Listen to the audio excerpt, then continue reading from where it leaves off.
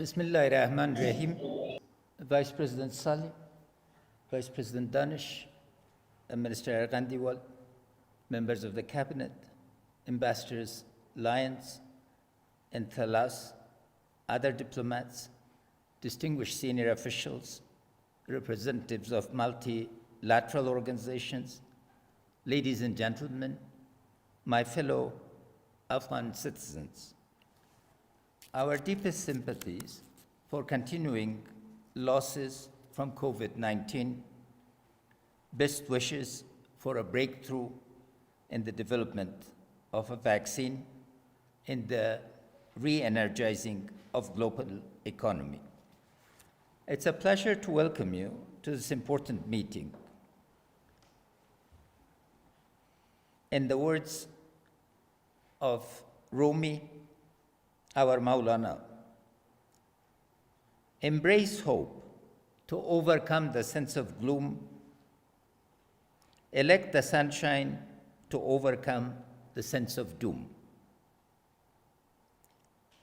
I will thank you, describe managing at the time of Corona, confronting corruption, a mutual accountability compact, peacemaking, and inviting you to the November conference. I'd like to express our heartfelt thanks for your continued interest, support, and partnership for the government and people of Afghanistan. Women and men who are striving to lead meaningful, peaceful, and productive lives in a democratic polity and tolerant society. International and regional consensus on the end state of a sovereign, democratic, united Afghanistan at peace within and with the world, and capable of preserving and expanding the gains of the past years, as articulated in the meetings of July 5th and 9th that Minister Atmar convened, provide a foundation for securing our shared interest in realization of shared values. Many thanks for your eloquent statements and consensus. Your condemnation of senseless violence and your strong voice in support of a humanitarian ceasefire and start of direct negotiations between us and the Taliban is reassuring to our people and the heroic Afghan National Defense and Security Forces, whose losses I mourn.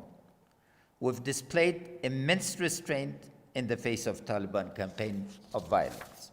I'd like to especially thank Ambassador Tlass and Lyons, the co-chairs with Minister Ghandiwal, for their very thorough work, and thank the team in Finland and the team at UN for working with us.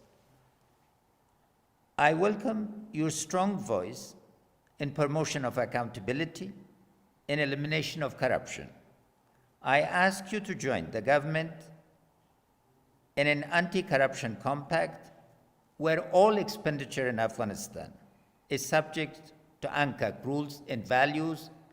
Everybody's accounts are audited and all information is shared with your citizens and ours. Forging our momentum, or AND, is a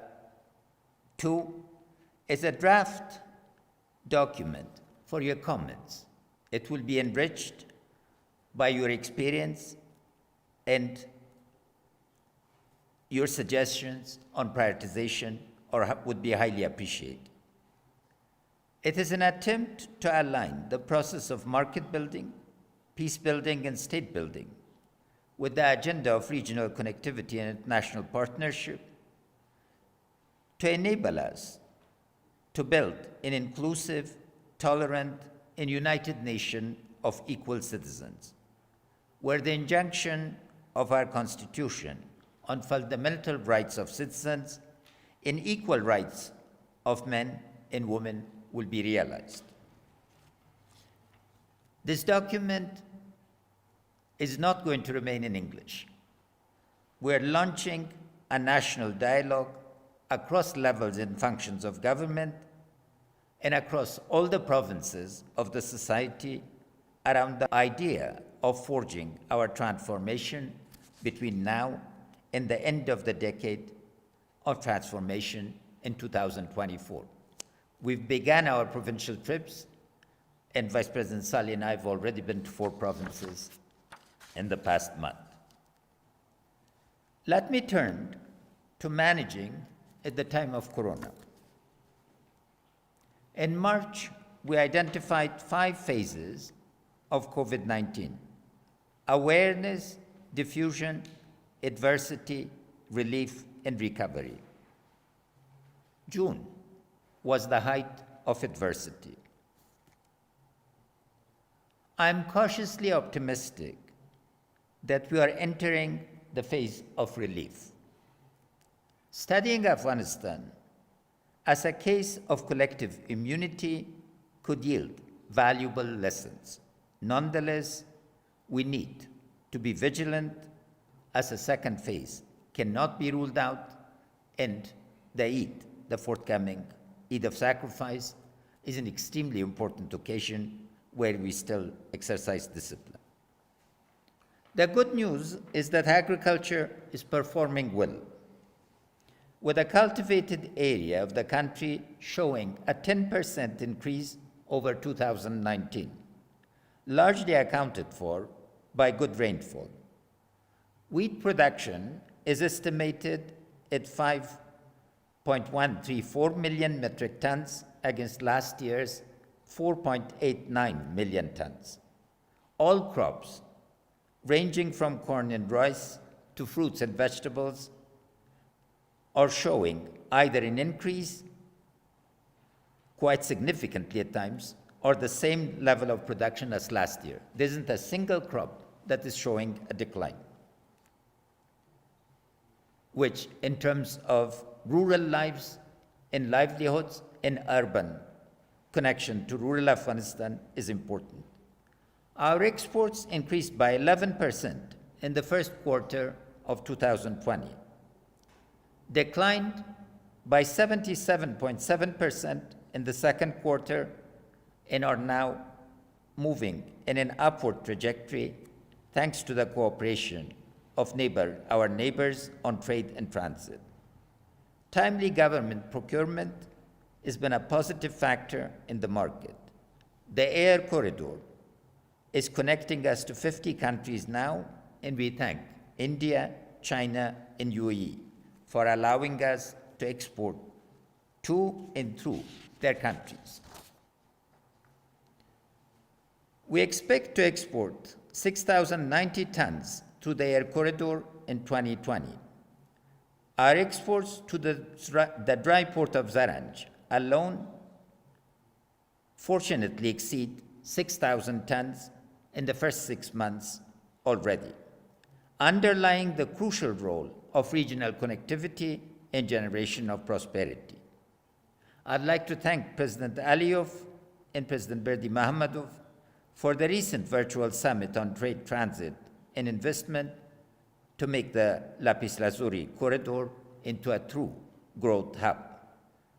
I'd like to thank Kazakhstan and Uzbekistan for the rail corridor as well as power transmission line. A contract for 1,000 megawatts at 5 cents for 10 years is an important signal, as well as USAID's support for private sector investment in renewables that would start. I'd also like to thank Iran and Pakistan for keeping their borders open and for cooperating on trade and transit. Revenue projection has been reduced from 208.9 billion Afghanis to 175.8 billion, amounting to 12% of the GDP instead of 13.7% as we originally had planned. As of July 27th, we've collected 54% of the revised target and expect to meet the target by the end of the year. We expect to spend at least 93% of the development budget by the end of 2020. Our fellow citizens, especially women, however, want government focus on release and recovery. The launch of the Dastarkhan Milli, the National Food Bank, as direct assistance to the poor through the Citizen Charter national program is a landmark. And let us remind ourselves that 50% of the councils under the Citizen Charter are led by women. This is the first 50-50 parity in our history, and I hope it be an example for other countries. We are preparing the platform for direct transfers to the poor in the course of these years, and I hope that within 2 years we'll be able to be in a position to know the identity of everybody and their particulars, and to be able to transfer resources through mobile money. We were in Nimruz on July 26th. And there was an unbelievable amount of poetry. You know, we are a visual people and an imaginative people. Why would people sing poetry for a dam? Because after 700 years, the Kamal Khan Dam is turning from a dream to a reality. In 4 months, this dam will contain 250 million cubic meters of water and is going to turn, at the first phase, 50,000 hectares of land from a desert into a blooming agricultural oasis. We are determined to overcome those tragedies, some of them 700-year-old, some going to 1,000, and some to the last 40 years. The people of Afghanistan are not despairing. We are acting on the injunction, on the guidance of Maulana, to not let despair take over. Hope is ever eternal. We've started a comprehensive review of the public health, education, and infrastructure national priority programs. And every single one of them will, of course, be discussed with our partners.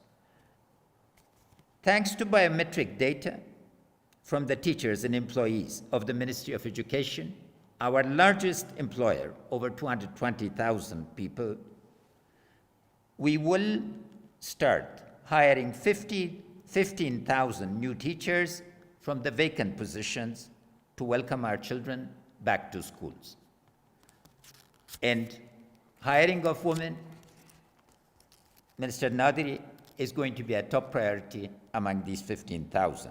So we can move over from 30% women participation in the civil service to a higher figure. Civil service reform is made possible because for the first time, we have biometric data for the entire employees of the government, both in the civil service and in the security sector. And Vice President Saleh will be overseeing the integration of this, and Vice President Danish will be making sure that the rules and regulations for digital governance are in place. A program without any expenses has been launched. It's called the Security Charter. Citizens of Afghanistan are taking the plunge to identify the criminal elements in signing compacts with the government. The program is an immense success in Kabul and is being extended. I would like to thank Vice President Saleh for overseeing this. The urban sector is hard hit because the situational poverty of COVID has been largely urban. But we are fortunate that we will be launching major effort in 6 cities, followed by the remaining 28 to move the urban sector forward. And finally, a stimulus package is being prepared. Our goal is to move from relief to recovery. Let me turn to confronting corruption. There's a national outrage against corruption. Please understand that this is not only your demand, it's the demand of the absolute majority of the Afghan citizens who lead decent lives, live within the legal economy, and want a functioning state, a dynamic market, and a tolerant society. Demand for accountability now can be met with sufficient supply in the areas of accountability, rule of law, and security organizations, and the active engagement of the media, the ulama, and civil society organizations to tackle the goal of creating a comprehensive strategy to make measurable and sustained progress against corruption.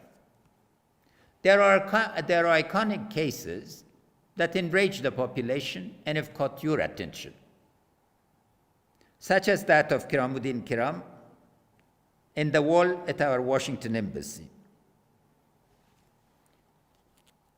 I request our international partners to second experts to the Attorney General's office, a lot of it, of course, through VTC, to jointly investigate the case of the wall and allegations against the Ministry of Health and provincial governors and the misuse of funds allocated for dealing with the threat of COVID-19.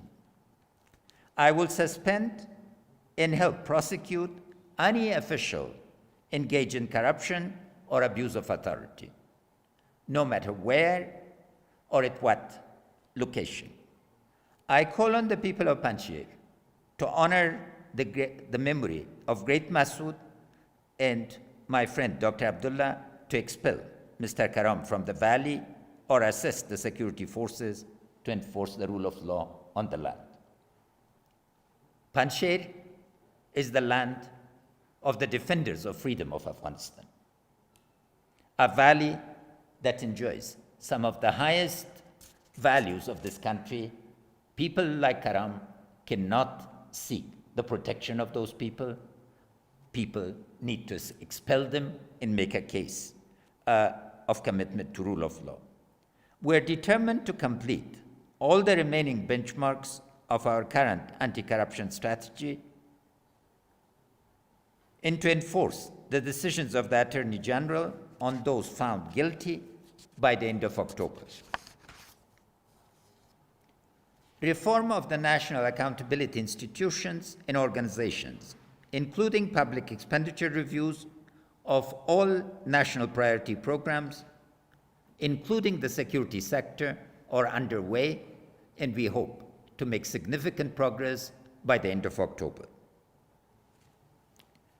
With 400 new laws and regulations in place, which I thank Vice President Danish for having played a very significant role, we will carry an impact review of policy and legal frameworks to ensure relentless focus on implementation. We invite all our bilateral and multilateral partners to join the people and government of Afghanistan on identifying key drivers of corruption and bad governance through a mutual accountability framework based on UNCAC. In governing the norms of conduct and accountability of all parties engaged in allocation, distribution, and management of resources for and in Afghanistan, dealing explicitly with special treatment hitherto granted to some individuals and organizations will be essential. Even more essential is to have anti-corruption as an integral component of the political agreement with the Taliban. Let us not forget, they are deeply engaged in criminal activity surrounding narcotics. All our children, all around this table, and everywhere we are suffering from the criminal activities around heroin and amphetamine. What will be the elements of a mutual accountability compact? First, on budget, reform of revenue, grants, and aid in terms of OECD standards and tools. What is great now, compared to when I was finance minister, there's been an immense investment in tools. It's not a question of what to do anymore. There is a lot of lessons on how to do, and I thank the multilateral and bilateral organizations and scholars for making this possible. Second, we welcome robust conditionality on policy. Let's be very clear. What is it that we need to achieve? And let's agree. And then, Ambassador Lyons, the monitoring system can be put in place. But a monitoring system without robust conditionality, again, could possibly lead to not achieving the result. On projects and programs, we would like to have strict criteria on outcomes. The emphasis on process, particularly procurement of infrastructure projects, has resulted both in misallocation, lack of achievements, and attraction of the worst contractors rather than the best. So it's important to see the on-budget work as a compact that during the next 3 months is negotiated between us. Off budget. The first issue is absolute lack of information. If you look at the work of Professor Anthony Kortzman called The True Cost of War, who knows how much has been spent? Or how much is being spent? Or when we say it's spent on Afghanistan, how many other issues it covers? The health sector. A paper was prepared to determine how much was being spent on the health sector, the issues of double counting, lack of information. No one has information from year to year. If we don't have, in this age of big data, the fundamental building blocks of information, it becomes incredibly difficult. I've mentioned the road sector. How many agencies and non-governmental organizations that are recipient of significant aid have audited reports that are shared and or put online? Some go back to 2016, and then the audit opinion is that they do not meet the conditions of audit. The symptoms are known. I will not discuss them. What is needed is to agree on accountability, effectiveness, efficiency, equity, transparency, legitimacy, and directness of delivery. In the health sector, we're extraordinarily grateful for the assistance that you've been giving us, particularly in the time of Corona. The bulk of your assistance is gone to 4 provinces of Afghanistan, the 4 largest. In terms of equity and in terms of access to the people, in terms of impact, these are calling for revision. What's our request? A joint review of inherited rules, practices, and organizational culture of our partners and those engaged in third-party governance. Taken together, this 2-pronged effort will give us a mutual accountability compact for the future. As was mentioned both by Ambassador Tellez and Ambassador Lyons, aid in the aftermath of Corona is going to be restricted. If we want to have impact, let's focus on quality and make sure that whatever your generous taxpayers and governments and parliaments allocate is put to the most effective use. We will mobilize our own resources. And the last point that Minister Arghandiwal had mentioned we request broadening of the tools of partnership. Hitherto, it's been security and aid, guarantees, market access, environmental funds, and digital cooperation, knowledge, in particularly restructuring of technical assistance, that truly is a very mixed result, would be important for moving forward. Let me turn to peacemaking. First, again, to thank you for your immense support. 2020 began with a sense of dawn. There was hope that the peace process will move from desirability to feasibility and credibility. The Taliban, however, if carried a full-scale offensive against the Afghan National Defense and Security Forces, the people and the government of Afghanistan. Between February 29th, 2020, the day they signed their agreement with the United States, and July 21, 2020, our national security and defense force losses have been 10,708, with 3,560 martyred, 6,781 wounded, and the rest kidnapped, imprisoned, or unaccounted for. What kind of peace dividend is this? What does it say about intentions? Our civilian losses, again, that Ambassador Lyons referred to, have been 3,073, with 775 martyred, 1,609 wounded, and 689 kidnapped. Rocket attacks during my provincial visits, where I'm socializing peace with my colleagues, has become a routine. But it also says something about the courage of Afghan women and men. In Logar, in Kapisa, in Ghazni, rockets came, but not a single person moved. And everybody maintained the need and the urgency to both engage in a national dialogue and to highlight the type of peace we want.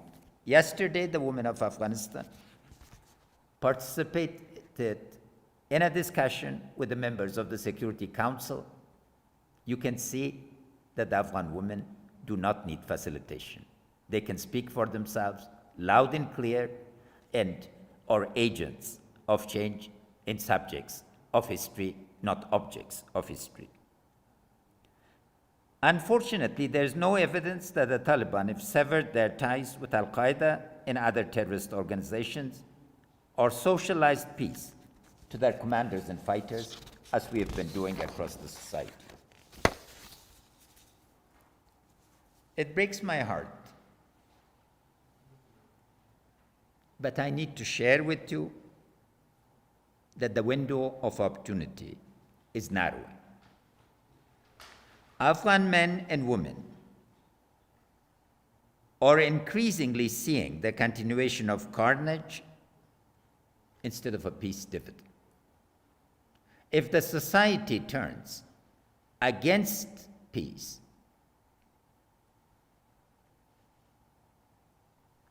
restoring the national consensus would be extraordinarily tough going. To ensure that the window remains open, we've offered proof of our commitment and moral courage by the exchange of Taliban prisoners with our security prisoners, a move without precedent in the annals of peace building. We are setting precedent. To demonstrate the government's commitment to peace, the Islamic Republic will soon complete the release of 5,000 Taliban prisoners as part of the exchange with the NDSF prisoners. With this action, we look forward to the start of direct negotiations with the Taliban in a week's time.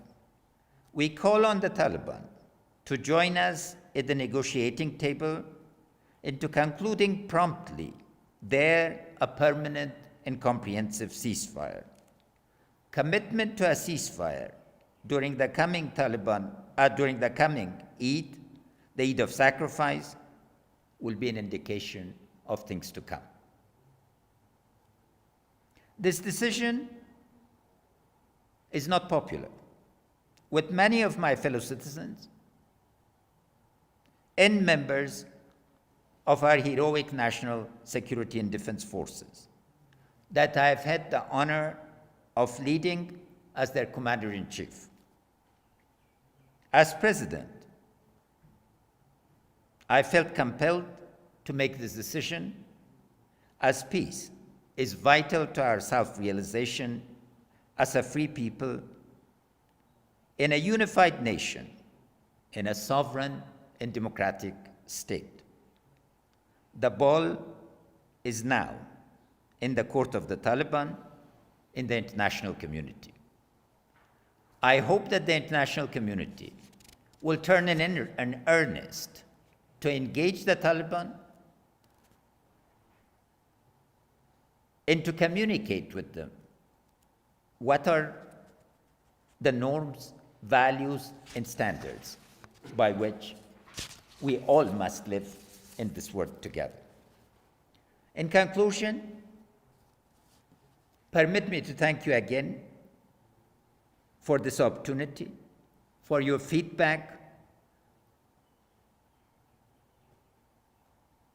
to the document of forging our transformation, for your immense sacrifice, both in blood and treasure, but particularly for your friendship and caring.